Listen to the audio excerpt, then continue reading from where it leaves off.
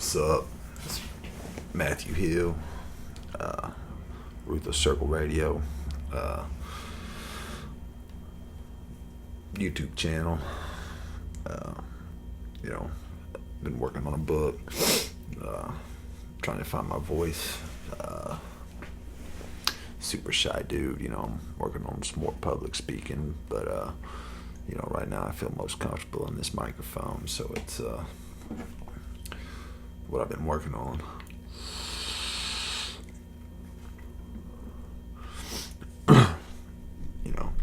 Sometimes it takes me a minute to get into my zone, into my comfort zone. Man, it's always lived in my head, so I'm trying to come out of it so I can speak on what impassions me and be stressful at times, but I started writing on Black Power, past 2 years. I was right now I'm in the Rogers County drug abuse program. I did 4.5 years in prison. I wasn't around African Americans for the most of my life. I was from a small town called Catoosa, Oklahoma. We didn't have black students, so you know what I mean. It's just never around them. Grew up in a racist environment. I got a friend, Christy Schaefer, like she was talking. I remember one black kid moving in. She lived in Rolling Hills, and he wasn't there a few weeks, and they'd burned a cross in his front yard. You know what I mean? I was going through some old yearbooks. I seen one black face in all my yearbooks, and I remember the kid. I don't remember him personally, but I remember seeing a black kid in Catoosa. He was like, wow. But he was on. I don't know if that was the same one or not, but he was only there, a couple weeks. It's I grew up using the N-word frequently. Racial slurs, racial jokes, all that. Was just never around African Americans.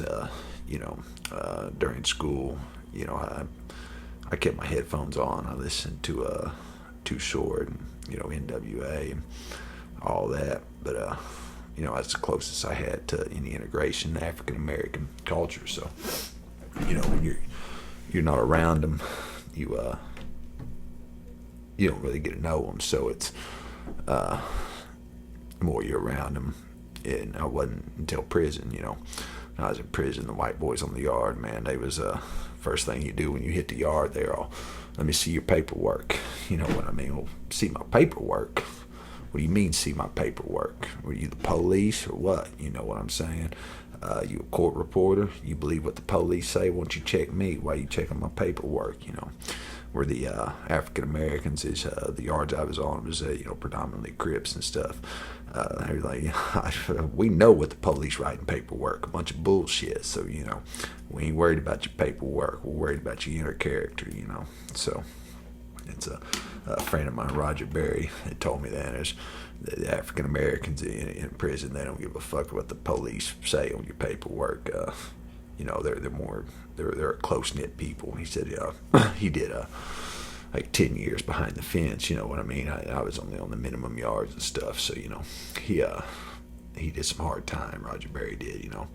He's the one that told me. It's and when I went to, I believe it. I don't know if he spent time at Lawton and Granite. Back when Granite was a dangerous place to be.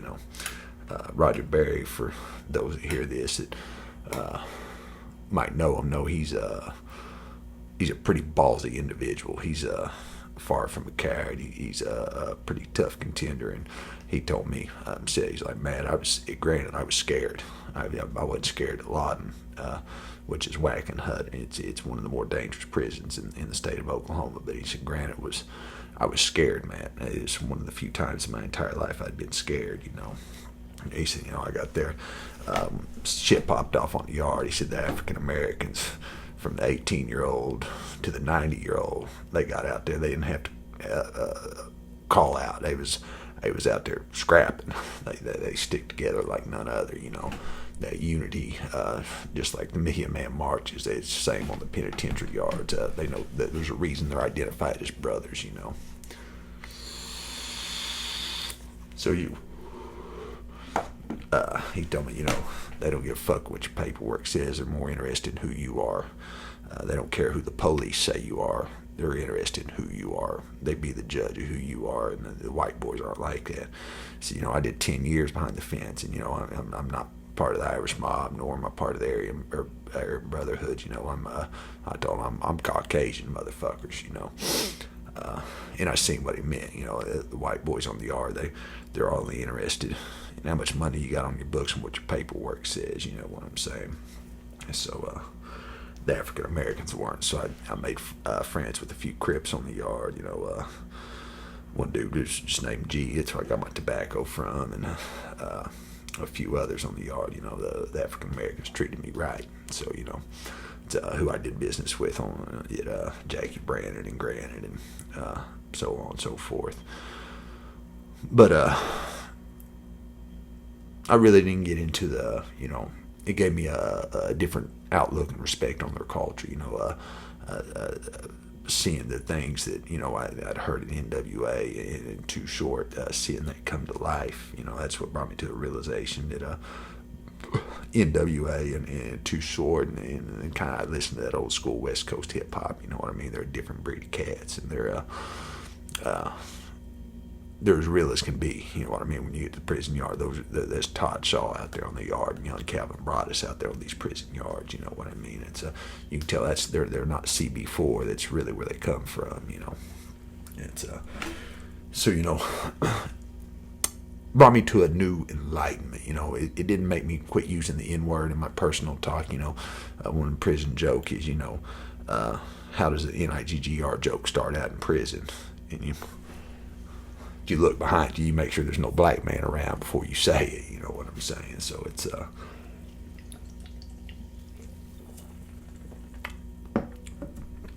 I got out when I was in a halfway house.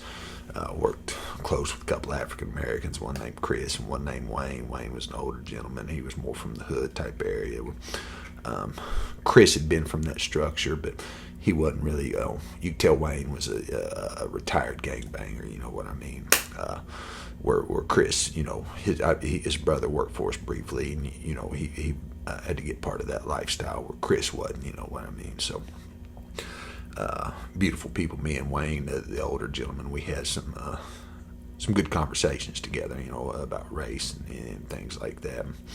It started changing my perspective, what I heard on wax started coming to reality, you know what I mean? It's almost like I've lived in my head my whole life, you know what I mean? And a couple people I've met recently, one in particular really brings me out of my head. When you start seeing those things in your head come into fruition, into reality, I've always been Eric Wright's one of my idols and one of my heroes. That's my little tribute to DZ. I got his birthday because I've always known his birthday to be 63. When I got out of prison, they found out he was born in 64, and they changed his headstone and all that. But I got 63 on there because somebody said I was born in 73, and everybody wants to know the age Easy. You know what I mean? So it's Eazy's age has been a mystery throughout his whole career. So anyhow.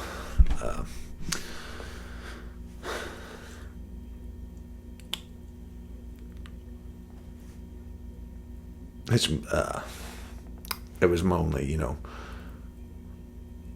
on wax, it was just, they were almost like imaginary friends because, I've always been a loner and lived in my head. So,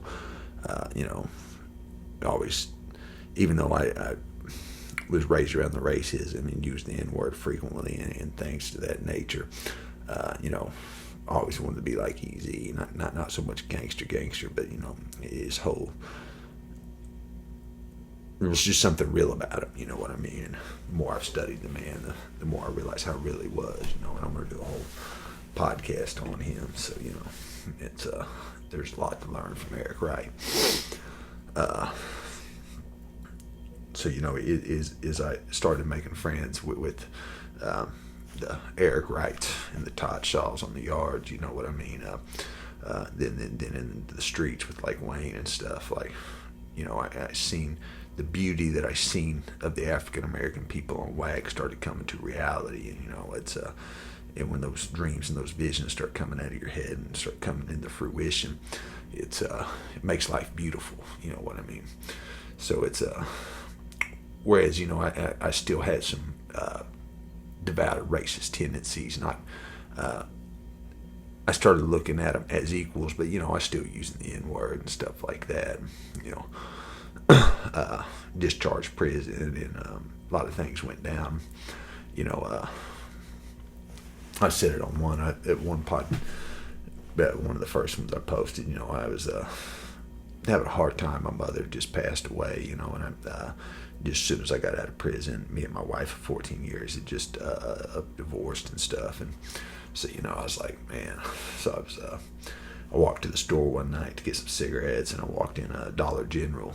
And man, the whole place was shitty to me. It was like the higher powers, whoever they meet, were directing people just to be shitty to me. It was like, I thought, man, the customers in the store. Then I get up to the cashier, and it's like, man, I'd been having a bad time. I was home alone, and there was nobody with me, So it was like just kind of a depressed, lonely nature. Like I said, I just watched my mother die.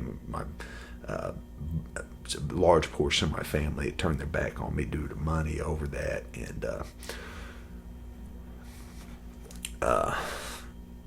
my best friend and my wife of 14 years, Kendria, me and her just pretty much divorced, and it was just like I just trying to find some light of life, a little light in life humor. Got up to the cashier, it's this chick, and I handed her a 20, and she, I just smile at her, hey, get your fingers wet. I just printed that shit up, you know what I mean? Just, cracking a joke, she just freaks out on me. It's like, hey, you don't talk to me like that. Then, like, the chick behind her starts yelling at me and stuff, like, who do you think you are? I'm like, what the fuck, So they kick me up out the store. So I walk across the street to the QT, and same deal. It was like every customer, they was all, and it wasn't paranoia. I was sober. I ended up getting me a 40-ounce OE that night. It was the last drink of alcohol I've had, actually. It was the night before they reincarcerated me. But QT, they ended up kicking me out of the store. I got 20 G's in my pocket. You know what I mean? I ain't in there stealing or nothing. Was suspect. I was trying to get a pack of cigarettes and something to drink. So I walk out of there, and I shit you not, I'm walking down Admiral back towards my house, and like to the third vehicle that literally swerves at me, and I'm like, this is great. They're treating me like an NIGGR, something, a phrase many white people use, and I've used it much myself, you know what I mean? But I had a revelation at that moment. I was like, oh wow, this is really what it's like to be an African American, man. You just get, they treat you like you're somebody else, like you don't deserve to be in this white society. Well, you get your ass back in that airtight cage of poverty, boy. You don't belong in our white streets. You're a thief, you know what I mean? Trayvon Martin, it's a bag of Skittles, peeping in white women's windows and stuff, you know what I'm saying? So like, my mind just, boom, I was like, had a revelation, and next morning I got up and I borrowed Kendria. Had a cousin who I was actually very good friends with for many years, super close. Never done this cat wrong at all, you know what I mean?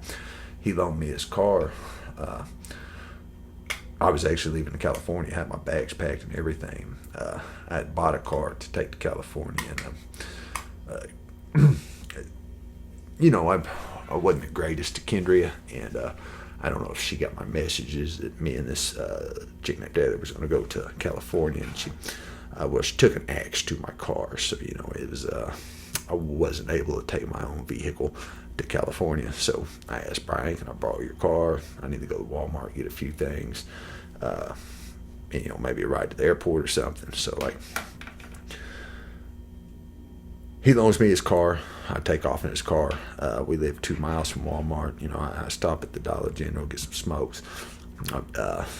roll up under the bridge in Catoosa, and boom, there the Catoosa CPD, Catoosa Police Department was, guns out, get out of the vehicle, put your hands out the window. I'm like, what the fuck is going on around here? And possession, stolen vehicle, they beat the shit out of me and all kinds of stuff. Like, they got me with obstruction of justice, possession, stolen vehicle, burglary of a vehicle. I'm just out of prison for, conspiracy to operate a chop shop and stuff. I'm like, God damn. This cat, I got the keys to the car, man. This fool just loaned me the car. I've known this cat, 16 years at this point in time. You know what I mean? Like, I bought him his first car. It's they never took from this fool. He ain't been nothing but good to this cat. And I'm like, well, man, this is crazy. And my bags are packed. I'm ready to rock and roll. And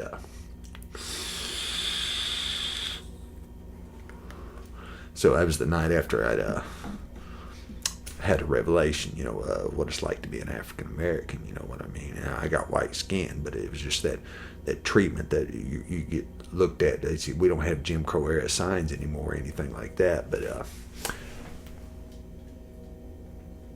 we still have a Jim Crow era mindset in our white society. You know what I mean? We're taught to look at African Americans as criminal, no matter what. Dr. Dre versus Eric Wright. We want to put everybody that Dr. Dre was never a gangbanger. You know what I mean? But yet he gets treated like one. He had black skin. You know what I mean? We treat African Americans indifferently. They got to really, really, really speak, walk, and talk like the white man in order to even have any kind of acceptance in the affluent white cities. You know what I mean? That's something I've learned since then. So from that point on, every night I did 16 months in Rogers County Jail after that, mostly in a solitary confinement and in a max security cell because, I didn't have any money on my books and I couldn't get a pen and paper in there, so I'd write on the walls, and I got to writing about Rosa Parks, and I got Rosa Parks tattooed on me. I got to get it, had it stick and poked in jail, so I had to get it covered up, and dude did pretty good work. Actually, it's graffiti, but I got to put some color in it where it'll pop like I want to, but writing about a lot of the freedom riders from the 50s and the 60s, and just how, Rosa Parks and Dr. King and them were treated. They get the shit kicked out of them by the police for trying to have a cup of coffee, you know what I mean, for just getting off work like a normal white person. You're going to have to move your black ass to the back of the bus. Well, why? Because I'm black? No. How about that? So, and started writing I got put in a cell with this big dude from supposed to be from federal prison, a convicted killer who was there on a writ. And he wasn't supposed to have a cellie and all this and all that, and but they ended up putting me in there with them. We got along for about a month, just fine. I'd write on the walls, and we'd talk about it, and he'd read my stuff on the walls. And one night after supper, he was like, we had a black cellie there for a minute, actually. They moved in too. And this dude, not the black dude, but the other white dude, when they take him to court, they put almost Hannibal Lecter him. He had his legs, shackles, black box, the whole 9 yards. Like he, supposed to be some kind of killer or something. I ain't no killer. I'm not even a violent man, So he, we have an African American cellie for about a week or two, and he ends up going back to the yard, and he was there on a writ as well. We'd had some pretty good conversations in there. One night after supper, it was just me and that dude's last name was Hill too, and we was he was poking around reading some of my writings on the wall about Martin Luther King Jr. and stuff. And it's like, well, got me talking about it. Well, I got to talking about it, and midway through, he's like, hey, you shut the fuck up, dude. I'm like, well, hold on. I ain't the one. I'm not a violent man. And but don't get me wound up on something I'm passionate about, and then just tell me, so I tripped on the dude in Rogers County in the max cells. They got buttons on the wall. You know what I mean? It's a catch out button is what they call them. It's if you get scared in the cell, you hit the button to talk to the police. So somebody had took the screws out of the button on our wall. So I grabbed it and yanked it, and all the wires ripped out. This dude's up in the corner of his rack, all, old killer. He's all, man, I was all livid. I trip, you know what I mean? So it's like, get on that button, fool, you gonna have to go, He started hitting this button. Well, this button ain't even hooked no more. It's not even hooked no more. It's no wires attached. I'll be goddamned if here the police come. Well, my father, he taught me, it's before you ever talk to the police, go ahead and assume the position, and for your own safety. So, I turned around, I cuffed up, and two cops were.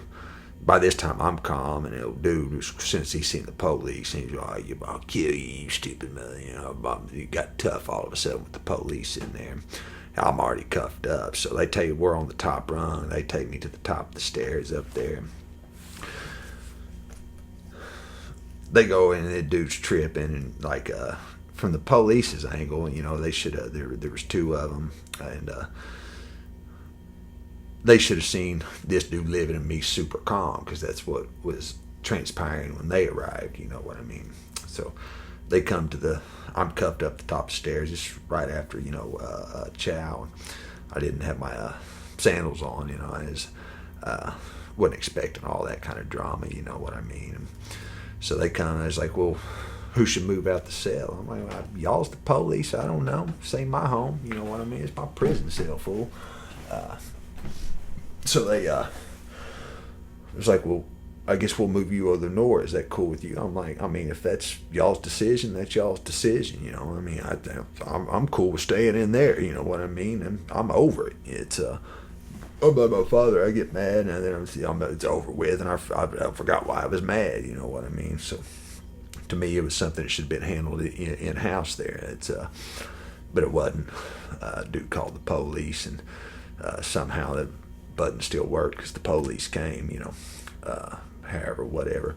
So I was like, the one cop, the one CO, I was like, man, I ain't walking down these stairs without my shoes, dude. Cool and calm, just like that. This dude just starts tripping on me, you know what I mean? It was like that chick at the Dollar General did, just turned on me. He's like, don't you tell me what to do, blah, blah. I'm like, I'm cuffed up from behind, you know what I mean? I'm like, well, I'm not telling you what to do, Z, you know what I mean? I'm not telling you, what do you mean telling you what to do? I said, I'm not going to walk down here without my shoes on, man. He's like, he's like, don't talk. I'm like, now come on, don't talk to me like I'm some kind of punk. You got me fucked up, you know what I mean? You're not just going to yell at me and me not defend myself. Like Malcolm X said, it's criminal not to allow a man to defend himself who is the constant victim of brutal attacks. You know what I mean? You're not just going to talk over me either, fool. So it's you don't come at me like that. So he grabs me up and goes to slam me. Well, I'm cuffed from behind. I'm looking at the concrete. I'm like, so, I twist, and this dude he ends up getting staples in his head. And about that time, his buddy comes running over, and man, I'm in the max pod. It's supposed to be STG type stuff. You know what I mean? It was a gangbang pod. I'm no gangbanger. I don't know why they had me in there, but I shit you not, the one dude was 250 pounds. He was straight knee dropping me on my temple, like boom, boom, boom. Like, I've been beat on before, but this was brutal. You can't defend yourself with your hands behind your back. You know what I mean? The old saying, I had my hands tied. I literally had my hands tied, and two of them just throttling me. You know what I mean? It was the big dude knee dropping me on the atomic knee drops on the head that really hurt. You know what I mean? Very uncalled for. So every quote, quote, gangbanger in that pod comes up there and tells me, stop resisting, Matt, stop resisting. I'm like, man, fool, I've been to prison. You tell these cops to get the fuck up off me, you know what I mean? Whose side are y'all on? This is the gang, you know, this is what's going through my head. They're telling me to stop resisting, you know. There's one African American in the entire pod. This dude looked just like 50 Cent. I mean, just like 50 Cent, too. And he's up. He's not putting hands on the police, but he's the only one at the top rung at this point. He's man, this dude's bleeding out his ears and his nose, man. Quit knee dropping him. Get up off of him. And he was the only one that took up for me in that entire pod. Everybody else was on the side of the police, you know what I mean? Stop resisting. What kind of convicts are you, you know? Y'all, I don't know what yard y'all hidden, but man, you better, I ain't no stand, but you know, when word gets out, y'all running with the police. God damn. So they end up giving me assault and a battery on a DO and a few other felony charges. And however, whatever, I end up getting put in solitary confinement for several months after that. And, so, you know, I spent a lot of time by myself. So every night, that's Kendria finally, you know, put some money on my books. And I got me a pen and paper, and I just wrote about African American Holocaust every night. You know, that's all I did. It's for 16 months straight. And when I got to the drug court in Oxford House, even and I'm just now starting to. I'm working on a book. I'm not really good at typing and grammar. I'm trying to enact some help to get that done. And so, you know, I call it a ruthless pursuit of happiness. It's the African American's existence on this side of the world. You know what I mean? It's done some pretty good work in it, I think, and it's kind of what this ruthless circle. It's the circle of poverty. We've designed a system to keep the black man down, and it's the truth. You know what I mean? So that's why I'm doing this podcast. It's just trying to get my voice out there. I have something. I'm trying to get a nonprofit organization going. You know, I want to take some of these ideas that I see in these white communities like Claremore, you know, into the parts that are mostly affected by the war on drugs, which is the African American communities that don't have things like this. Why they have the highest return rate to the penitentiary system of any other race, you know.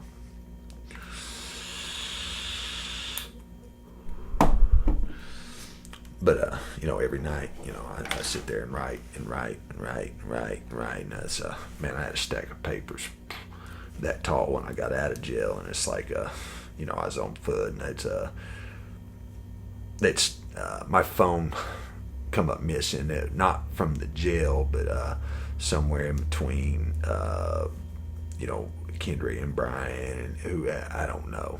I didn't have a cell phone or nothing, so I ain't gonna hang around the jailhouse after 16 months. So I beat feet, you know what I mean? I started walking back towards Catoosa. Yeah. About part way through, is a stack of papers that heavy, and so I had to ditch my papers, and I lost a lot of my right. I had probably 4 books written in between femininity and African American Holocaust, and it's lost all that because you know, didn't have no help. So it's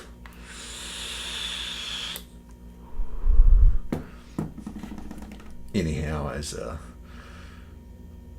it's what got all this started. It's what brought me into this. Something that empowers me. It's one of my few joys in life is writing and speaking on African Americans. You know, and it's not a lot of audience around here in Claremore for it. You know, and it's you know, the few African Americans I do get to speak to it about. You know, they say, well, you know, the African Americans don't, but when I say, but what, you know, why you want to tell this to the black folks? So you're preaching to the choir. Well, if the choir's not behind the preacher man, the congregation's not going to listen to the preacher man either. You know, if I don't certify, I haven't been around African Americans except for in prison. So, you know, if I don't get hood certified on my works, then nobody else is going to accept it either, you know.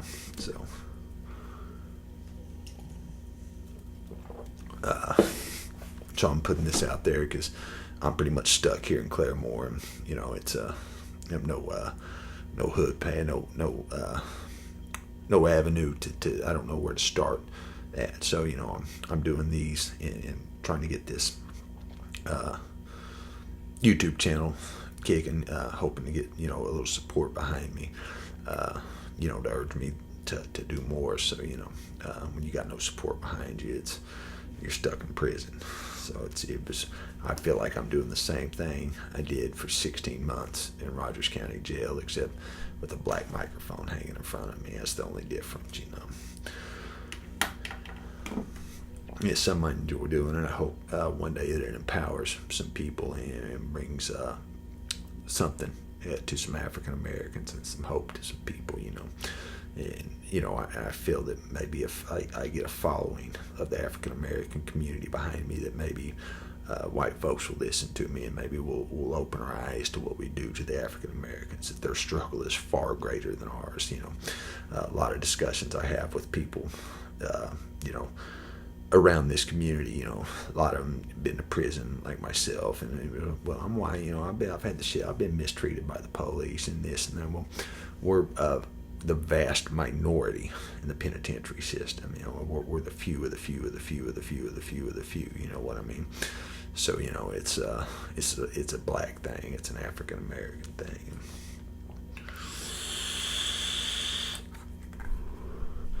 So I've got to get that support behind me, and I'm hoping to change some lives. And once I start solidifying myself and seeing that I got support, it's I'm hoping this book brings some to the people. Like I said, me and this girl named Karina, we've started a little clothing line. She drew me up a idea I had of it's got the two black power fists like this, but it's got handcuffs going in between. It says white privilege, and it's what I've identified as the main problem. That's the seal on that airtight cage of poverty that Dr. King talks about. We white privilege, we think of it, we call it don't tread on me, constitutional rights. We don't realize that the vast majority of our African American brothers and sisters don't have that privilege. That those are not, if it's not afforded to all of we the people, it becomes a privilege. Well, if we're 68% of the population, we're only around 7% of the prison population. We're privileged people. We got to understand that. They're 14% of the U.S. population, yet many times they're around 90% of the prison population. Right now, today, they're around 52%, lowest in the history of this country, lowest in the history of them being in the DOC system. So, something's happened over the past 2 years where the numbers have dropped dramatically, but still yet 14% of the U.S. population, making up for over half of the felony prison population, is something is wrong there. Something is highly unjust in this country. And if we don't recognize them, we just generalize them as the generalized minority. They'll never reach a state of equality in this country. If we don't put justice before equality, if we don't put justice before order, then they're going to be at the back of the bus. So I'm trying to bring light to that. I do want to speak to my white brothers and stuff that understand that their struggle is far greater than ours. 87% of the U.S. population made up of around 5 different races, so to speak. Native Americans, Asians, Latinos, white, Middle Easterners, so on and so forth. 5, 6 different races. 87% of the population makes up for less than half of the prison population. We're talking 5, 6, 7 races of people. 87% of the U.S. population makes up for only about 48% of the prison population today in 2021. We're not even talking about the 10% that 87% made up for the many, many, many, many years, decades and centuries. So, whereas 14%, it's not just a black versus white, it's black versus everybody else. They're outcasted. Malcolm X said in 1963, it's always the Negro that's segregated. Well, I think our prison numbers highlight that quite well in 2021. You know what I mean? So I'm just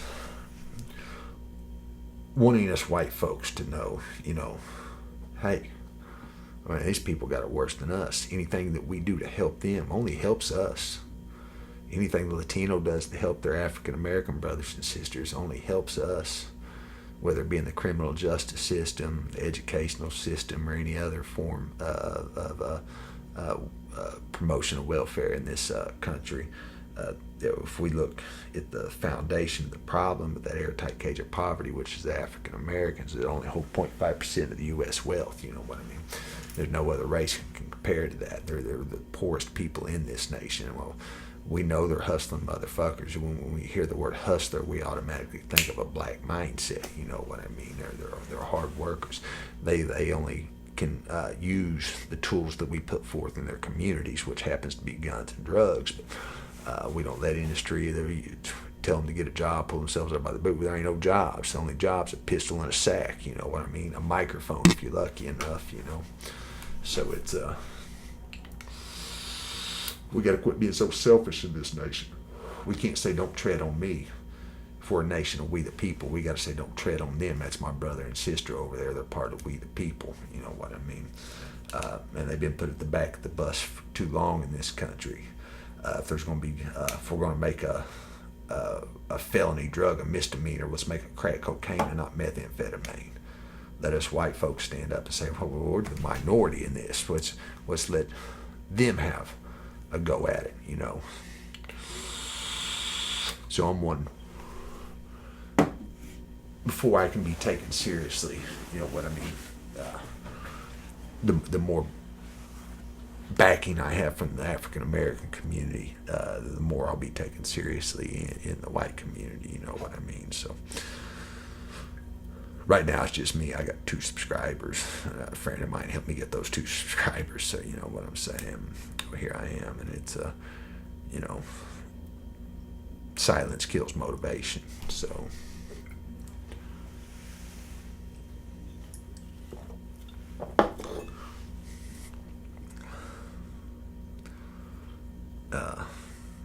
you know, when I first posted my channel, a friend of mine, Christy Schaefer, who's been, you know, a very strong support system for me since I've gotten out of prison and become in this drug court program, you know. I talked to her a little bit before I went to prison. She defriended me on all 33 of her Facebook accounts, said I was a flake, but when I got out of prison, she was one of the first to hit me up. You know, we have some very good, deep conversations. She likes talking about this as well, so, you know, it, you know, she was one of the first to comment on there, and it's, you know, she put something on one of the last things she said was all lives matter. You know, it seems to be a big deal. You know, I wrote about that in prison a lot. You know, that's one of the first things I started writing on, actually, when I first got reincarcerated for that 16 months. One of the first things it clicked in my mind is, you know, because before I was, you know, keeping up with when the Black Lives Matter movement with Trayvon Martin first kicked off. You know, I was one of them, all lives do matter, you know what I mean. If we're a nation of we the people, until Black Lives Matter, then we should say no lives matter. Don't tread on me, don't tread on my brother, you know what I mean. It's, we can't say our lives matter, but their lives matter less, you know what I mean. The reason before that, you know, till a sign was held up that said Black Lives Matter, you didn't see signs being held up that said all lives matter, blue lives matter, any of that. The reason those signs had to be held up is because Black lives don't matter in this country. It's really an ill-named movement, because the truth is, in this country, the black life doesn't matter. That's why we have to hold signs up that say Black Lives Matter. Hey, man, what the fuck, man? We're part of we the people, you know what I mean? Trayvon Martin, where the Black Lives Matter deal first kicked off at, how do we justify that, you know what I mean?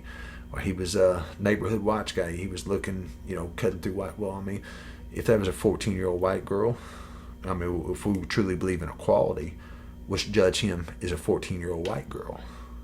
This whole nation would have been in a goddamn uproar. we'd have lynched that man. He wouldn't even made it to trial. If the blue community stood up against Trayvon Martin, we'd have hung the police. The goddamn police would have been defund. We would have been the ones saying defund the police. Well, what's going on around here? You know what I mean? But because it was an African American child that we repropagated as the N-word. A black man with a hoodie on. It's an automatic suspect. Like Dave Chappelle said, we make a comedy act out of the African American Holocaust too often, and as white folks, we don't get it. We think it's just comedy. When Dave Chappelle says, "I'll sprinkle a little crack on him, Johnson," you know what I mean? Well, that's really what we do. You know what I mean? There's truth to that.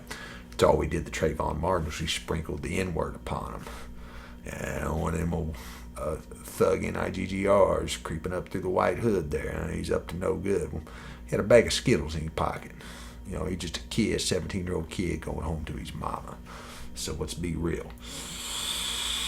If we really believe in equality, we take that profile off of him and put him as a 14-year-old white girl, and we would have had the police would have been just so they could get reelected and not get defunded by the white community. They would have been, I don't care about make my day, or whatever that dude used to justify killing Trayvon Martin. They'd been like, nah, dude, your ass is grass. It's but no, it's what we did is is these African American queens who've had their children murdered like that for many centuries in this country. Dr. King wrote in 1963, when vicious mobs come and lynch your mothers at whim and your fathers at will, drown your black brothers and sisters. You know what I mean? They've been experiencing this. So the reason they have to hold them signs up is because this isn't Trayvon Martin's not an isolated incident.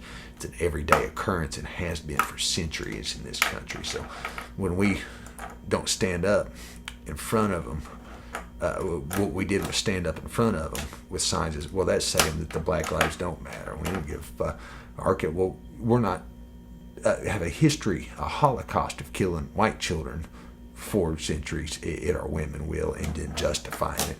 Like I said, if that would have been a little white girl with the bag of Skittles, maybe the whole neighborhood would have been down on their knees, getting shook down. You know what I mean? It's how we do it, So,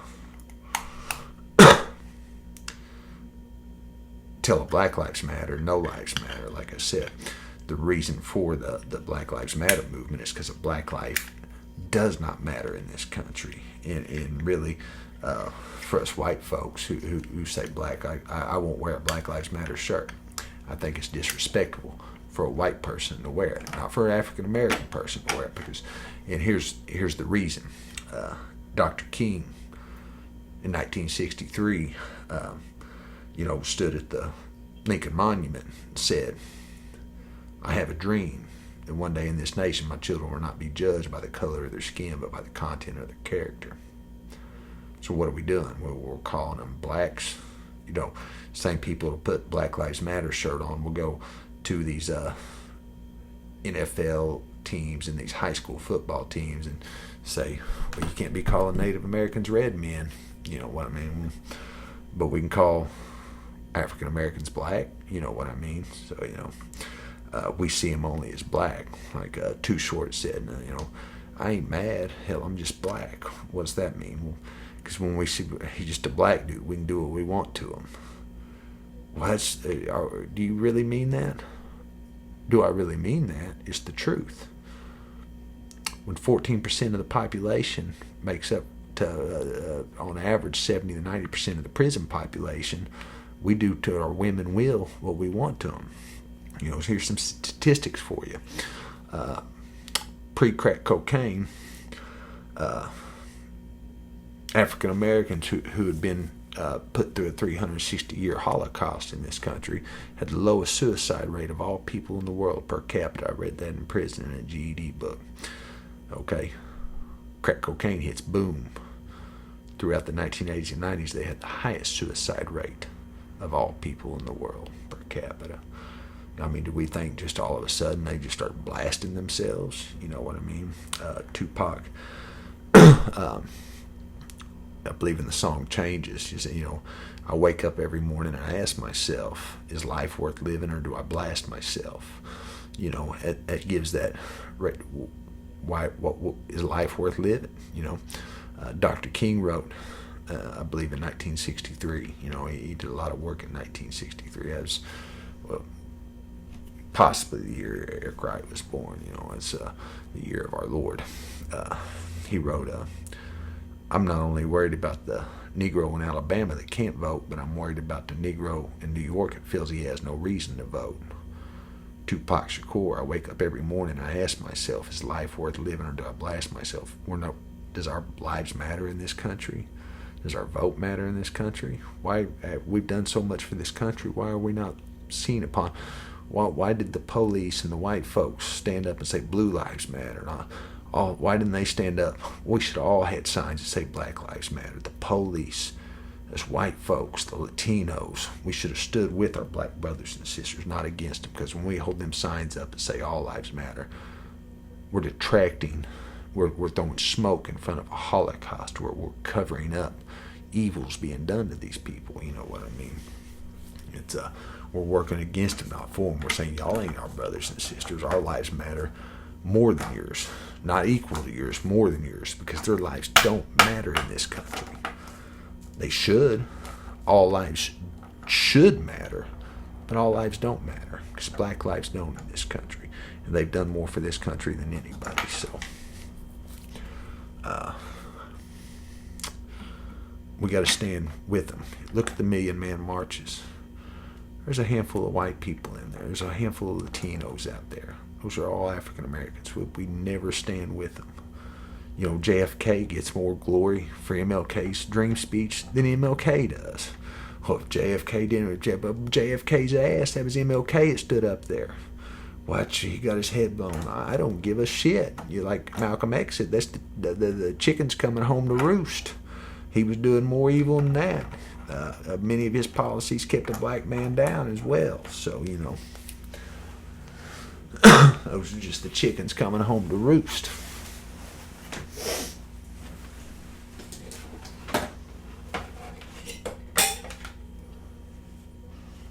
So, before you say all lives matter, let's take the scales of justice out and let's see if we really believe that all lives matter in this country.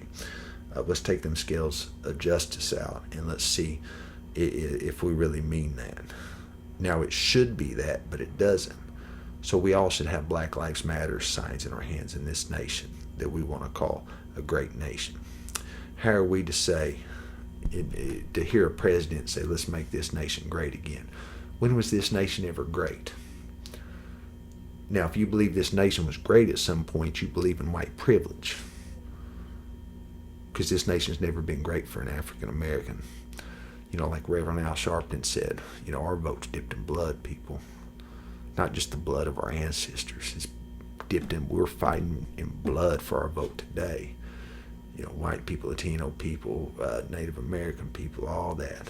They don't know about that. We glorify over in Iraq when they did their elections, in Afghanistan, the purple paint on the finger. Glenn Beck, I used to be a Glenn Beck fan when I was younger, he was so big about that wasn't purple paint on Dr. King's finger. That wasn't purple paint on Reverend Al Sharpton's finger. That wasn't purple paint on Reverend Jesse Jackson's finger. That was blood, because they fought in blood to get their vote in the 20th century. So, it's but yeah, we don't speak about that, do we? No, we'll put our cameras over there in Afghanistan. We spent $1 trillion so these people could dip their finger in purple paint and vote. Well, we spent $1 trillion to keep these people from voting. They keep coming up with devious methods in Alabama to keep the Negro from voting, Dr. King said in 1963. Well, we're still coming up, because they're still African Americans, though they fought in blood for that vote. They're still denied their vote in more ways than one. One way is the Felon Act. They're starting to change some of that, but for many years it's been a convicted felon can't vote. I know I'm a convicted felon. My father was a convicted felon. My grandfather was a convicted felon. I got a little G&A running through my veins. You know what I mean?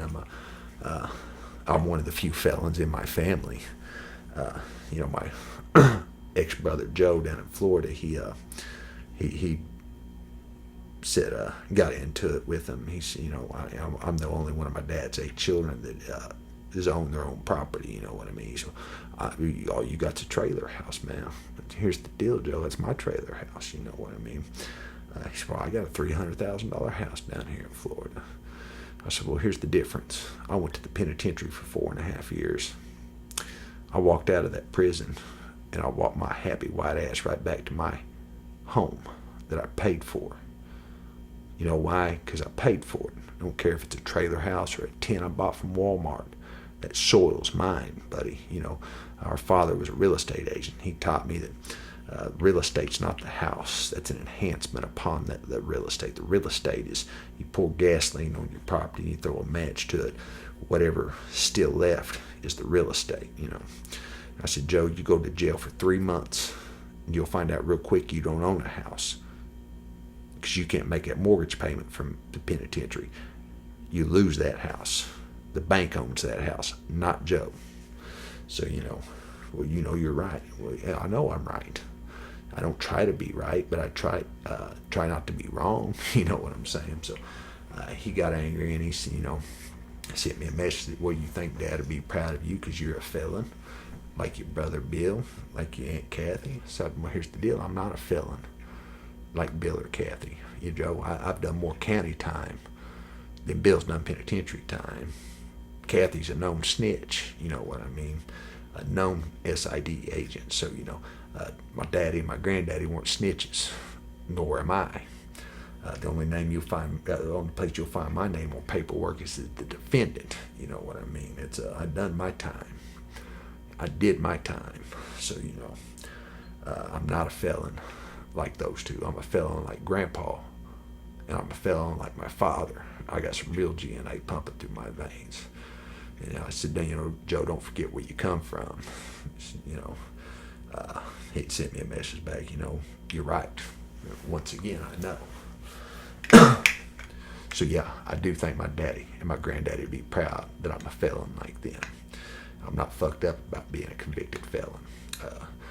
It helps me understand the African American community better, that we can be good people and still have felony convictions. But the felony conviction that keeps one from voting, we got to look when those laws, before they started taking those laws away, African Americans were around 90% of the prison population. Dr. King said in 1963, man, they keep coming up with devious methods to keep the African American from voting. Well, you make the African American the convicted felon, 14% of the population, making up for around 90% of the prison population. You take the vote away from them. You take the guns away from them. You can't have a gun if you're a felon. You can't have a vote if you're a felon. Well, that only affects a very small portion of us white folks, but a very large portion of the African American people. So when we take these laws that make felons where they can't, it's devious methods to disarm the African American with the vote and the Second Amendment alike. You know what I'm saying? Our vote is our freedom of press. You press that pen upon that ballot to cast your vote. It's your freedom of speech. That your voice in a democracy is that vote. We're still denying them the First Amendment right, and it's a devious method of doing so. And it's we want to try to make it a white thing, but like I tell people all the time, you take a pepper shaker and you put some 7 grains of salt in it and shake it up. Nobody says, hey, that's a salt shaker. Nobody says that's a salt and pepper shaker. They say that's a black pepper shaker, So it's things like that. And I'll go another one. It's when 2008 election, when Barack Hussein Obama was elected. First man with black skin to be elected to office. You know what I'm saying? He one of the ways he did it, he had one of the largest voter turnouts ever. You know what I mean? Until this last election, but at that point in time, as when they spent millions and millions of dollars putting buses in the impoverished, the airtight cage of poverty, as Dr. King called it, the impoverished black communities, the ghettos.